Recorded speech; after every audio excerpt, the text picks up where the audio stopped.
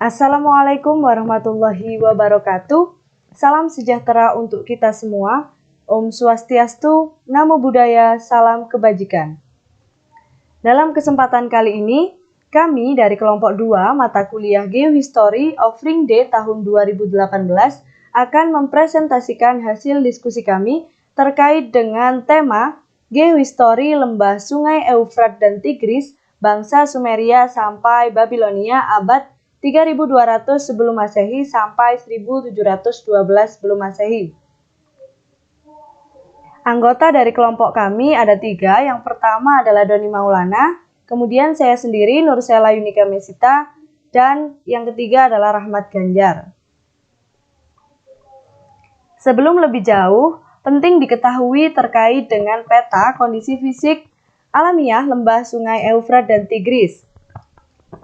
Lembah Sungai Eufrat dan Tigris sendiri merupakan wilayah dari Mesopotamia, dan bangsa Sumeria dan bangsa Babilonia merupakan wilayah yang terletak di Asia Barat Daya.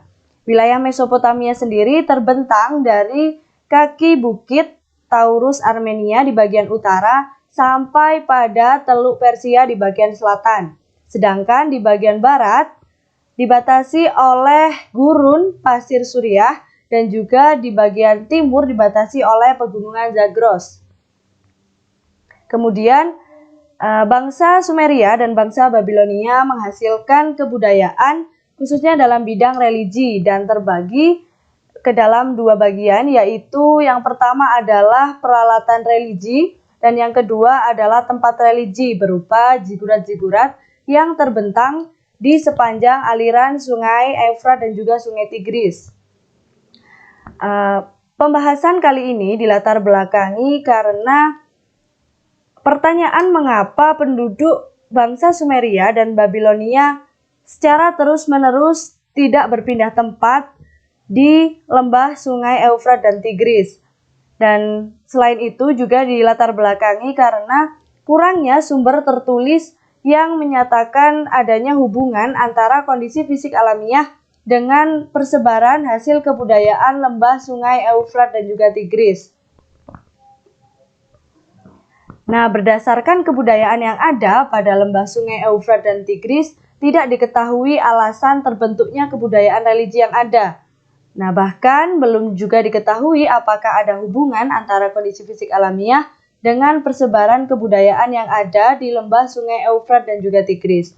Dengan demikian, peran manusia dan alam sekitar yang ada di lembah Sungai Eufrat dan Tigris sendiri perlu untuk dianalisa agar dapat mengetahui hubungan di antara keduanya sehingga memunculkan kebudayaan yang terus-menerus khususnya dalam bidang religi.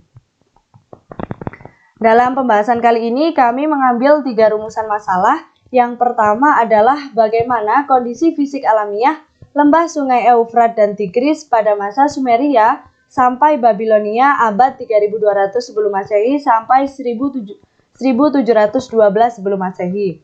Yang kedua, bagaimana hasil persebaran kebudayaan material peradaban bangsa Sumeria sampai Babilonia di lembah Sungai Eufrat dan Tigris abad 3200 sebelum Masehi sampai 1712 sebelum Masehi. Dan yang ketiga adalah bagaimana hubungan kondisi fisik alamiah terhadap persebaran hasil kebudayaan peradaban bangsa Sumeria sampai Babilonia di lembah Sungai Eufrat dan Tigris pada abad 3200 sebelum Masehi sampai 1712 sebelum Masehi. Kemudian tujuannya adalah untuk mengetahui kondisi fisik alamiah lembah Sungai Eufrat dan Tigris pada masa Sumeria sampai Babilonia abad 3200 sebelum Masehi sampai 1712 sebelum Masehi. Yang kedua, untuk mengetahui hasil persebaran kebudayaan material peradaban bangsa Sumeria sampai Babilonia di lembah Sungai Eufrat dan Tigris abad 3200 sebelum Masehi sampai 1712 sebelum Masehi. Dan yang terakhir, untuk mengetahui hubungan kondisi fisik alamiah terhadap persebaran hasil kebudayaan peradaban bangsa Sumeria sampai Babilonia di lembah Sungai Eufrat dan Tigris pada abad 3200 sebelum Masehi sampai 1712 sebelum Masehi. Kemudian dalam hal ini ada landasan teori. Dalam landasan teori, kami membahas 3 teori. Yang pertama adalah teori peradaban. Teori peradaban sendiri terbagi ke dalam 4 dimensi, yaitu dimensi kebentukan, dimensi keruangan, dimensi waktu, dan juga dimensi struktural. Yang pertama adalah dimensi kebentukan. Dimensi kebentukan sendiri terbagi ke dalam 4 bagian, yaitu bahasa, agama, kemudian ideologi kemasyarakatan, dan juga adanya rasisme etnisme. Kemudian dimensi keruangan. Dimensi keruangan sendiri menjelaskan mengenai perbedaan spasial terjadinya suatu peradaban yang terbagi ke dalam 3 hal. Yang pertama adalah skala makro, kemudian skala semi makro, dan juga skala mikro. Sedangkan dimensi waktu merupakan dimensi yang berkaitan dengan umur peradaban dan juga siklusnya, yang meliputi pertama munculnya suatu peradaban, kemudian tumbuh dan berkembangnya suatu peradaban, dan yang terakhir adalah runtuhnya suatu peradaban. Kemudian yang terakhir adalah dimensi struktural. Dimensi struktural sendiri merupakan dimensi yang membahas secara keseluruhan bagian-bagian dalam masyarakat seperti politik, sosial, dan juga ekonomi. Nah, berdasarkan dari 4 dimensi yang saya jelaskan tadi, kami menggunakan dimensi kebentukan sebagai pisau analisis yang digunakan untuk menganalisa hubungan antara kondisi fisik alamiah terhadap persebaran hasil kebudayaan di lembah Sungai Eufrat dan Tigris pada masa Sumeria sampai Babilonia abad 3200 sebelum Masehi sampai 1712 sebelum Masehi. Kemudian yang kedua adalah teori 7 unsur kebudayaan. Dalam hal ini terdapat 7 unsur kebudayaan. Yang pertama adalah bahasa. Bahasa sendiri merupakan sistem perlambangan bagi manusia, baik secara lisan maupun tulisan yang digunakan dalam kehidupan sehari-hari untuk berkomunikasi. Kemudian yang kedua adalah sistem pengetahuan. Sistem pengetahuan sendiri meliputi sistem pengetahuan terhadap teknologi, terhadap berbahasa, maupun sistem pengetahuan lain yang digunakan dalam kehidupan sehari-hari. Yang ketiga adalah organisasi sosial. Organisasi sosial sendiri dalam kehidupan masyarakat berfungsi sebagai suatu sistem yang mengatur adanya hubungan timbal balik atau adanya interaksi antara manusia satu dengan manusia yang lainnya, yang biasanya diatur oleh hukum adat istiadat, kemudian atau aturan-aturan lain. Kemudian adalah sistem religi. Sistem religi sendiri merupakan suatu ajaran atau kepercayaan yang ada dalam masyarakat dan terbagi ke dalam 4 hal. Yang pertama adalah waktu upacara, kemudian tempat upacara, pelaku upacara, dan juga sarana upacara. Yang kelima adalah sistem mata pencarian hidup. Unsur ini merupakan unsur peradaban awal di mana manusia mencoba untuk bisa bertahan hidup, seperti misalnya bercocok tanam, kemudian berternak, dan lain sebagainya. Kemudian ada sistem peralatan hidup dan teknologi. Sistem peralatan hidup dan teknologi ini berupa barang-barang atau peralatan yang biasa digunakan masyarakat dalam kehidupan sehari-hari. Dan yang terakhir adalah sistem kesenian. Sistem kesenian ini merupakan sistem yang biasa digunakan oleh masyarakat dan dinikmati keindahannya, dan berupa sistem kesenian seni rupa dan juga seni suara. Nah, dari ketujuh unsur kebudayaan ini, kami menggunakan sistem religi sebagai analisis untuk mengetahui bagaimana munculnya suatu peradaban khususnya di lembah Sungai Eufrat dan Tigris di masa Sumeria sampai Babilonia pada abad 3200 sebelum Masehi sampai 1712 sebelum Masehi, dan untuk mengetahui hubungan antara kondisi fisik alamiah sampai terbentuknya hasil persebaran kebudayaan khususnya pada sistem religi. Seperti itu. Kemudian yang terakhir adalah teori geohistori. Ada 6 teori geohistori. Yang pertama adalah teori determinasi lingkungan. Teori ini mengatakan bahwa lingkungan fisik berperan penting atau menjadi faktor utama dalam terbentuknya peradaban manusia. Kemudian yang kedua adalah teori posibilisme lingkungan. Teori ini berbanding terbalik dengan teori determinasi lingkungan, di mana menyebutkan bahwa posibilisme lingkungan menyebutkan bahwa lingkungan tidak dapat secara langsung mempengaruhi terciptanya peradaban umat manusia. Kemudian yang ketiga adalah teori ekologi kebudayaan yang menyatakan bahwa lingkungan dapat mempengaruhi unsur tertentu dalam kebudayaan. Jadi hanya beberapa unsur tertentu yang dapat dipengaruhi. Kemudian selanjutnya adalah model ekosistem. Model ini menyatakan bahwa anggapan organisasi sosial dan kebudayaan dibentuk sebagai bentuk dari adaptasi masyarakat, seperti itu. Kemudian ada model aktor. Model aktor sendiri menyatakan bahwa yang menekankan pada adaptasi antara lingkungan dengan manusia tercipta dari unsur terkecil, yaitu individu atau masing-masing individu. Jadi setiap peradaban yang terjadi dipengaruhi oleh setiap individu masing-masing, kemudian berpengaruh ke lingkungan tersebut. Kemudian yang terakhir adalah model multisistem, di mana yang beranggapan bahwa adaptasi antara masyarakat dan lingkungan itu sendiri merupakan suatu kesatuan yang tidak dapat dipisahkan. Jadi antara manusia dan lingkungan merupakan satu kesatuan yang tidak dapat dipisahkan. Dalam hal ini, kelompok kami mengambil teori geohistori determinasi lingkungan, di mana kondisi lingkungan secara fisik mempengaruhi bagaimana berjalannya suatu peradaban. Di sana dapat diketahui bahwa kondisi lingkungan fisik di lembah Sungai Eufrat dan Tigris berpengaruh terhadap munculnya peradaban dan juga terciptanya hasil persebaran kebudayaan, khususnya dalam bidang religi, seperti itu. Jadi, kami di sini menggunakan teori determinasi lingkungan. Mungkin penjelasan dari saya cukup sekian, dan selanjutnya akan dijelaskan oleh rekan saya. Kepada yang bertugas, saya persilakan. Terima kasih. Baik, di sini saya akan melanjutkan presentasi, yakni tentang paparan data. Nah, di paparan data ini ada dua yang menjadi subnya, yakni tentang kondisi fisik alamiah Sungai Efrat dan Tigris pada masa Sumeria sampai Babilonia tahun 3200 sebelum Masehi sampai 1712 sebelum Masehi. Dan yang lagi di paparan data yakni hasil kebudayaan material peradaban bangsa Sumeria sampai Babilonia di lembah Sungai Efrat dan Tigris tahun 3200 sebelum Masehi sampai 1712 sebelum Masehi. Nah, di kondisi fisik alamiah Sungai Efrat dan Tigris pada masa Sumeria sampai Babilonia tahun 3200 sebelum Masehi sampai 1712 sebelum Masehi, ini ada 4 peta yang digunakan untuk di pembahasan, yakni tentang peta kondisi normal Sungai Efrat dan Tigris, peta geser pegunungan Taurus dan Zagros, peta kondisi awal banjir Sungai Efrat dan Tigris, dan ada peta kondisi banjir Sungai Efrat dan Tigris.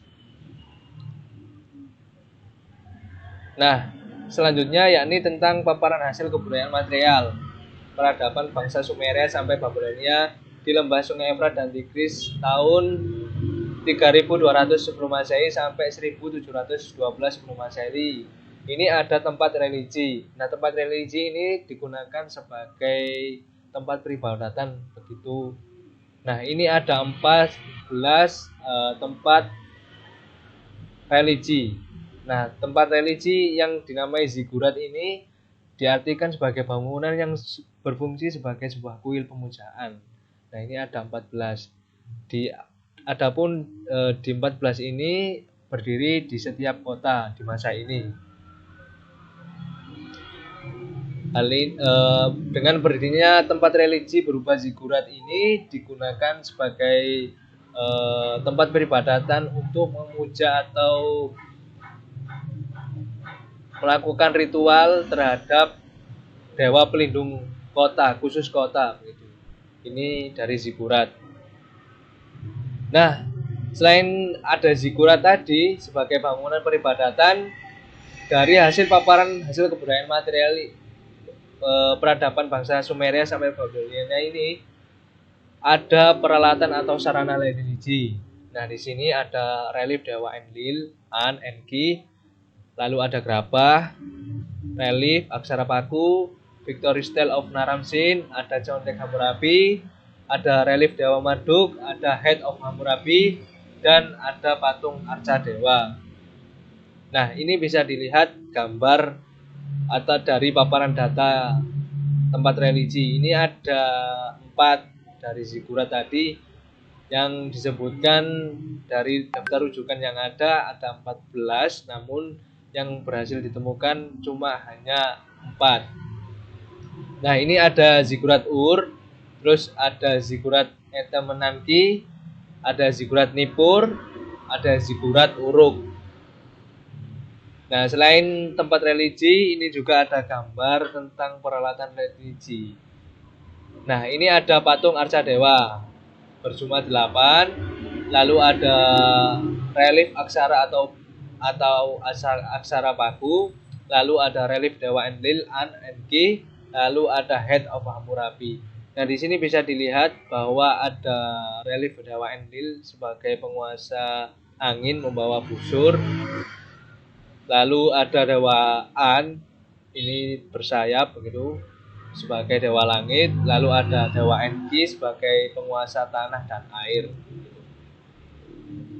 Nah, selain itu ada lagi selanjutnya, yakni peralatan religi lanjutan dari tadi, lanjutan dari sebelumnya, yakni ada Victory Stele of Naram-Sin, terus ada contek Hammurabi, ada relief Marduk, lalu ada gerabah.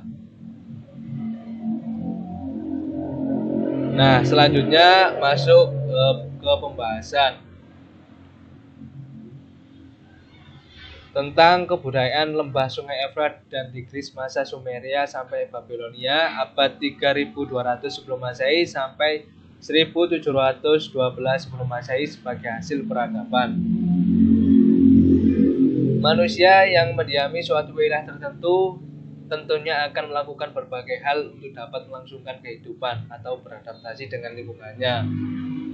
Dari adanya sebuah wilayah yang memiliki karakteristik lingkungan tersendiri akan turut mempengaruhi proses manusia dalam membangun peradabannya. Dengan demikian, kemudian mendorong manusia untuk selalu menciptakan modifikasi yang bersifat konstan yang memberikan keluasan untuk beradaptasi secara berkesinambungan terhadap lingkungan hidupnya. Ini merujuk dari Daljoni tahun 1982. Nah, dari keberadaan suatu lingkungan yang mempengaruhi proses manusia dalam membangun peradabannya, hal ini di masa atau di era Sumeria dan Babilonia, ini lingkungan fisik alamiah berupa Sungai Efrat dan Tigris telah memberikan pengaruh yang signifikan terhadap munculnya peradaban pada saat itu. Hal ini dapat dilihat bahwasanya pusat peradaban Sumeria sampai Babilonia berada dan tersebar pada lingkungan Sungai Efrat dan Tigris. Nah, mengenai pusat peradaban Sumeria sampai Babilonia yang berada dan tersebar pada lingkungan Sungai Efrat dan Tigris, digunakan atau teori peradaban yang ada, yakni tentang teori kebendukan. Hal ini berhubungan dengan agama atau sistem religi. Nah, tadi sudah dijelaskan bahwasanya ada tempat peribadatan berupa zikurat yang berada di setiap kota pada masa Sumeria sampai Babilonia.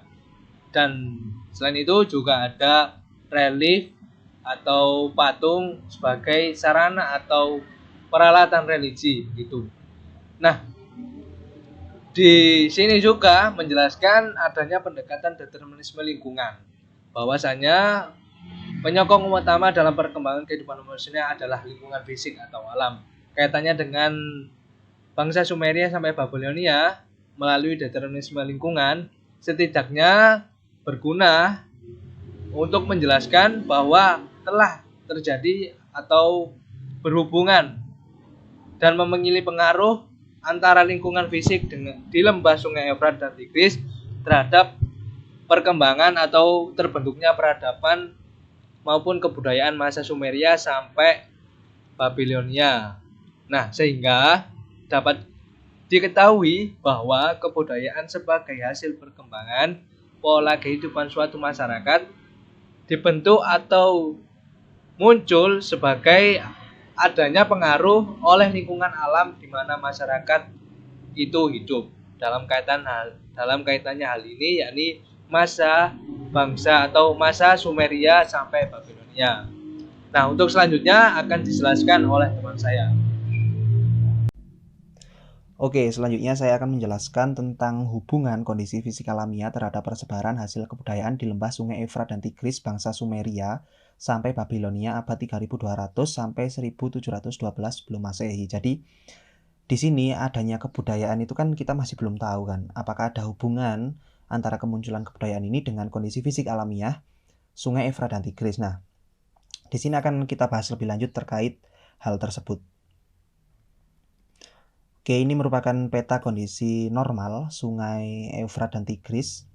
Sebelumnya bahwa lingkungan itu mempunyai peran yang sangat penting terhadap lahirnya suatu kebudayaan. Nah, di sini akan kita analisis bersama tentang peranan lingkungan terhadap kemunculan atau lahirnya kebudayaan.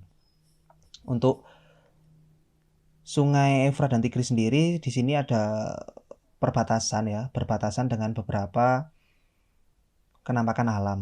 Pertama adalah pegunungan. Pegunungan yang pertama adalah Pegunungan Zagros, ini di sekitar utara sampai timur. Nah, utara sampai timur Sungai Efrat dan Tigris. Nah, untuk di sebelah utaranya sendiri ini ada Pegunungan Taurus. Nah, kedua pegunungan ini sama-sama diselimuti oleh gletser.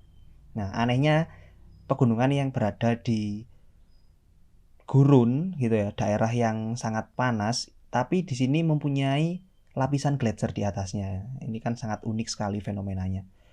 Selanjutnya ini merupakan gambaran dari Sungai Tigris sendiri. Dan ini foto dari Sungai Efrat.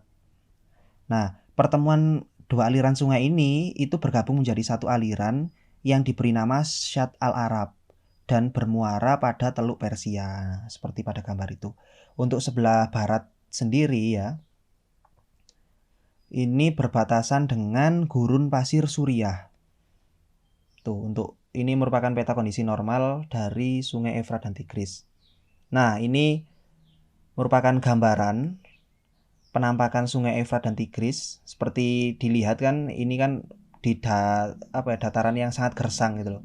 Akan tetapi ini dapat dilihat juga antara di sekitaran sungainya ini kan warnanya sedikit berbeda, lebih hijau lah ya, lebih subur di situ karena dialiri oleh aliran Sungai Efrat dan Tigris ini. Nah, ini merupakan gambarannya diambil dari Google Earth. Oke, teman-teman bisa lihat semuanya. Oke, next. Nah, selanjutnya ini adalah peta gletser pegunungan Taurus dan Zagros. Seperti saya jelaskan di awal tadi kan bahwa kedua pegunungan ini mempunyai lapisan gletser di atasnya ya. Nah, ini nanti juga akan kita analisis apakah di sini ada pengaruh antara gletser pada pegunungan Zagros dan Taurus terhadap lahirnya kebudayaan bangsa Sumeria dan Babilonia di sekitar Sungai Efrat dan Tigris. Nah, ini dapat teman-teman lihat ada gambarannya pegunungan Zagros dan Taurus. Nah, ini gambaran gletser pegunungan Zagros. Nah, ini merupakan 3 dimensi, diambil dari Google Earth juga. Nah, sangat unik sekali. Teman-teman dapat melihat di sekitar gunung ini kan yang tidak terselimuti gletser itu kan dataran yang sangat panas, kering dan gersang. Akan tapi di puncak gunungnya ini ada gletser yang sangat banyak. Nah, teman-teman bisa lihat. Ini juga diambil dari Google Earth. Oke. Nah, selanjutnya ini kondisi gletser pegunungan Taurus. Hampir sama kondisi gletsernya, sangat banyak sekali. Dan ini nantinya gletser inilah yang pada saat musim panas itu mengalami pencairan dan akan menimbulkan banjir di Sungai Efrat dan Tigris. Oke, itu dapat teman-teman amati. Oke, selanjutnya ini adalah peta kondisi awal banjir Sungai Efrat dan Tigris. Nah, di peta sudah diperlihatkan bahwasanya gletser yang awalnya tadi pada saat musim dingin itu utuh, masih sangat banyak. Nah, pada saat musim panas beginilah kondisinya. Jadi, mayoritas dari gletser yang menyelimuti pegunungan Zagros dan Taurus itu mencair, dan karena pegunungan Zagros dan Taurus ini merupakan hulu dari Sungai Efrat dan Tigris, otomatis cairan dari gletser yang ada itu mengalir ke bawah dan akhirnya menimbulkan banjir di Sungai Efrat dan Tigris. Nah, itu bisa dilihat gambaran awal banjirnya. Oke. Selanjutnya, nah ini adalah peta kondisi banjir Sungai Efrat dan Tigris. Peta kondisi akhir banjir. Dapat dilihat alirannya sudah lebih besar dari aliran yang pertama tadi.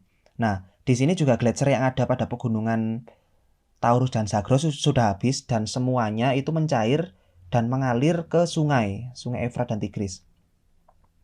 Nah, di sini ditambah lagi adanya curah hujan yang sangat tinggi pada bulan Oktober sampai April. Nah, itu menyebabkan volume air pada sungai itu meluap dan alhasil memperparah kondisi banjir pada aliran Sungai Efrat dan Tigris, menurut pendapat Nur. Akan tetapi menurut Liverani dalam satu literatur bahwasanya yang menyebabkan banjir itu sebenarnya bukan dari air hujan. Nah, istilahnya dari air hujan itu tidak signifikan dalam menimbulkan banjir. Nah, yang menimbulkan banjir itu mayoritas adalah dari mencairnya gletser di pegunungan Taurus dan Zagros. Tuh. Nah, ini merupakan peta kondisi banjir dan endapan lumpur Sungai Efrat dan Tigris. Nah, dapat dilihat pada gambar. Oke. Nah, banjir ini itu menyebabkan adanya perubahan daratan di sekitar Sungai Efrat dan Tigris. Nah, di sini ada kenaikan daratan akibat endapan lumpur yang dibawa oleh banjir. Nah, endapan lumpur inilah yang nantinya dimanfaatkan oleh penduduk atau masyarakat sekitar Sungai Efrat dan Tigris dalam membuat atau memunculkan satu peradaban. Nih. Nah, dari kondisi fisik ini memunculkan interaksi manusia dengan alam yang ada, yang akhirnya nantinya bermuara pada munculnya suatu kebudayaan. Nah, di sini manusia itu beradaptasi dengan lingkungan fisik menjadi subjek utama lahirnya sebuah kebudayaan. Nah, nantinya di sini manusia itu menjadikan lingkungan fisik yang ada itu sebagai hunian dan membentuk suatu perangkat atau satu kesatuan kebudayaan yang di dalamnya juga terdapat aspek religi. Nah, ini dari tadi pada bahasan pertama kita udah membahas tentang kondisi alam dan munculnya kondisi alam dan hubungan kemunculan peradaban maupun kebudayaan yang ada di Sungai Efrat dan Tigris. Nah, di sini kita sudah ada peta persebaran situs zigurat atau tempat peribadatan, tempat religi masyarakat Sumeria sampai Babilonia.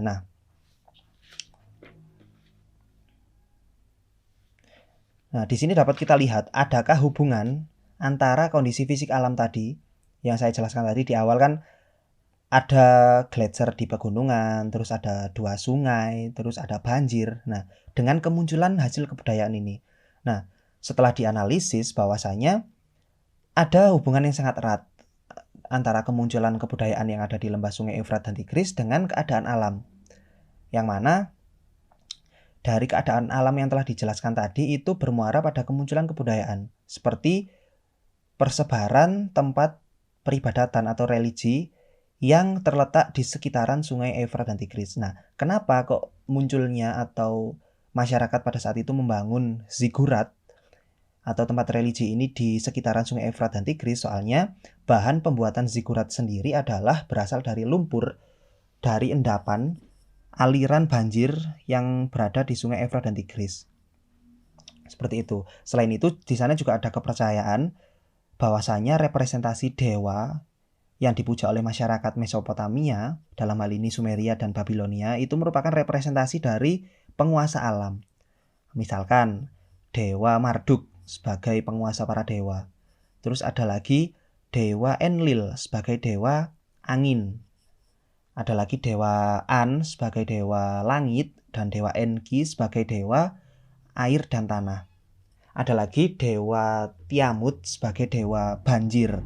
Nah, tentunya kepercayaan-kepercayaan ini juga yang melatar belakangi lahirnya kebudayaan, mengapa bangsa Sumeria sampai Babilonia itu membangun tempat peribadatan mereka di sekitaran aliran sungai atau di sekitaran kondisi fisik yang ada di sana. Seperti itu. Ini dapat teman-teman lihat peta persebaran zigurat. Nah, menurut literatur yang dibaca, ini ada sekitar 14 kota yang terdapat zigurat. Akan tetapi saat ini hanya ada 4 zigurat yang dapat ditemukan reruntuhannya. Pertama adalah zigurat yang ada di kota Ur. Ini bisa teman-teman lihat gambarnya. Yang kedua adalah zigurat yang berada di Babilonia atau dengan nama zigurat Etemenanki. Selanjutnya adalah zigurat yang berada di kota Nippur. Dan yang keempat adalah zigurat di kota Uruk. Nah, ada hanya 4 zigurat yang saat ini ditemukan reruntuhannya, dan untuk yang lainnya ini tidak ditemukan reruntuhannya. Selanjutnya ini adalah peta persebaran peralatan atau sarana religi. Di sini juga dapat dianalisis persebarannya. Ini ada setidaknya 8 alat atau sarana religi masyarakat Sumeria sampai Babilonia. Ini juga ditemukan di sekitaran aliran sungai. Nah, ini kenapa? Sama bahwasanya material pembentuk atau material pembuatan dari peralatan ini adalah berasal dari lumpur endapan sungai atau endapan banjir Sungai Efrat dan Tigris. Jadi tidak jauh beda dengan tempat peribadatan tadi. Dapat teman-teman nanti amati bahwasanya peralatan yang ada ini ya dari tanah gitu loh, dari lumpur gitu, berbahan lumpur. Nah, ini ada patung atau arca dewa. Ini juga terbuat dari lumpur endapan. Juga ditemukan di sebantaran sungai, di bantaran Sungai Efrat dan Tigris. Selanjutnya ini relief paku. Ini juga ditemukan beberapa relief dan ukiran itu di zigurat maupun di prasasti, di arca yang memakai huruf paku. Ini ditemukan sebenarnya di sepanjang aliran Mesopotamia, Sungai Efrat dan Tigris, tapi lebih banyak ini di Mesopotamia bagian bawah. Relief paku. Selanjutnya ini adalah kodeks. Selanjutnya maksud saya Victory Stele of Naram-Sin. Ini juga dibuat dari tanah atau lumpur. Ini menggambarkan bagaimana pengkultusan seorang pemimpin saat itu yang diibaratkan sebagai dewa. Nah, ini kodeks Hammurabi, salah satu undang-undang juga yang isinya juga membahas tentang religi. Nah, itu ada lukisan dewa juga, Dewa Marduk bersama dengan Hammurabi di atas prasasti. Nah, ini juga memakai huruf paku. Selanjutnya ini ada Head of Hammurabi sebagai salah satu sarana peribadatan juga, sarana penyembahan terhadap penguasa pada saat itu. Selanjutnya ada relief dewa yang ditemukan di tembok zigurat, dan ada juga relief Dewa Marduk. Ini ditemukan di sekitar zigurat of Etemenanki atau zigurat di Babilonia. Dan yang terakhir adalah gerabah sebagai sarana peribadatan. Ini juga ditemukan di sekitaran Mesopotamia bawah dan dibuat dari tanah atau lumpur hasil endapan banjir. Kesimpulannya yang dapat kita tarik bahwasanya proses pengkajian peradaban di Sungai Efrat dan Tigris yang dilakukan menggunakan teori determinisme lingkungan sebagai pisau analisisnya menunjukkan bahwa terbentuknya peradaban bangsa Sumeria sampai Babilonia pada abad 3200 sampai 1712 sebelum Masehi sangat dipengaruhi oleh lingkungan fisik alamiah yang ada. Hal tersebut didasarkan pada bukti bahwa lingkungan fisik alamiah berupa Sungai Efrat dan Tigris sangat mempengaruhi terciptanya sebuah kebiasaan atau pola perilaku secara terus-menerus dan berulang-ulang yang kemudian menghasilkan kebudayaan manusia. Selain itu, dalam mengkaji adanya hubungan antara kondisi fisik alamiah dengan terciptanya kebudayaan, juga menggunakan pendekatan dimensi kebentukan yang secara spesifik merujuk pada hasil kebudayaan agama atau religi bangsa Sumeria sampai Babilonia yang di dalamnya mencakup tempat dan peralatan religi. Nah, dari hasil analisis tersebut dapat kita tarik menjadi sebuah peta konsep yang mana muara dari lahirnya kebudayaan dan peradaban bangsa Sumeria sampai Babilonia adalah sangat bergantung pada kondisi lingkungan. Nah, di sini kondisi lingkungan itu dapat berupa pertama Sungai Efrat dan Tigris, dan yang kedua pegunungan Zagros dan Taurus. Yang mana pegunungan Zagros dan Taurus ini memiliki gletser yang nantinya mencair dan alirannya itu menuju Sungai Efrat dan Tigris. Akhirnya dari aliran itu menimbulkan banjir ditambah dengan curah hujan yang sangat tinggi. Menimbulkan banjir pada Sungai Efrat dan Tigris. Dari banjir yang terjadi itu menghasilkan endapan lumpur serta tanah yang subur di sekitaran Sungai Efrat dan Tigris. Nah, dari endapan lumpur yang ada tersebut digunakan masyarakat sekitar untuk membuat atau menciptakan sebuah kebudayaan dan juga menciptakan peralatan maupun tempat peribadatan dan lain-lain. Nah, di sini juga dikaji menggunakan teori determinisme lingkungan yang mana menganalisis adanya kebiasaan yang berulang dan terus-menerus pada masyarakat Efrat dan Tigris atau masyarakat bangsa Sumeria dan Babilonia yang terus-menerus yang akhirnya menghasilkan kebudayaan. Nah, di sini juga dikaji menggunakan teori dimensi kebentukan yang mana secara lebih detail membahas tentang sistem religi. Nah, tadi kan juga dibahas juga ada beberapa hasil dari kebudayaan religi yang ditemukan seperti tempat peribadatan berupa zigurat dan juga peralatan atau sarana religi. Yang di sini dapat dikategorikan sebagai hasil kebudayaan. Nah, dari hasil kebudayaan ini dan dari hasil analisis yang dilakukan dapat disimpulkan bahwasanya kondisi lingkungan sangat mempengaruhi munculnya peradaban bangsa Sumeria sampai Babilonia di lembah Sungai Efrat dan Tigris pada abad 3200 sebelum Masehi sampai 1712 sebelum Masehi. Nah, itu saja presentasi dari kelompok 2. Apabila ada salah kata mohon maaf. Saya akhiri. Wassalamualaikum warahmatullahi wabarakatuh.